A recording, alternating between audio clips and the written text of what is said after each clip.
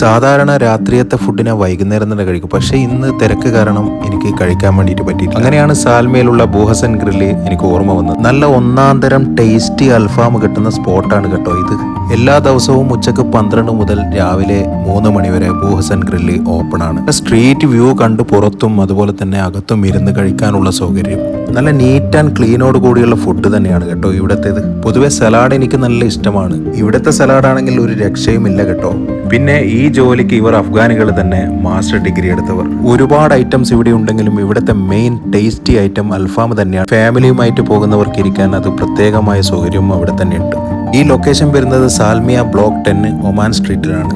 ഇവിടുത്തെ അൽഫാമിന് നമ്മൾ പുറത്തൊക്കെ കൊടുക്കുന്ന അതേ റേറ്റേ ഉള്ളൂ കേട്ടോ, പക്ഷെ അതിനേക്കാളും നല്ല ഒന്നൊന്നര ടേസ്റ്റ് ഉണ്ട് എന്നർത്ഥം. കൂടെ ഉണ്ടായിരുന്ന അൻവർ ക്യാമറയിൽ നിൽക്കാതെ മാറി നിന്നു. തണുപ്പത്ത് ഇങ്ങനെ പുറത്തിരുന്ന് കഴിക്കാൻ ഒരു വല്ലാത്ത ഫീല് തന്നെയാണ്. ഒരു ചെറിയ പീസ് ചൂടുള്ള കുബൂസ് മൊരിഞ്ഞ അൽഫാം എടുത്ത് ഹമ്മൂസിൽ മുക്കി ഇങ്ങനെ കഴിക്കാനുള്ള ഒരു വൈബ്, ആഹാ അന്തസ്. നിങ്ങൾ പറ്റുകയാണെങ്കിൽ തീർച്ചയായിട്ടും ഈ സ്പോട്ടൊന്ന് നിങ്ങൾ വിസിറ്റ് ചെയ്യണം കേട്ടോ.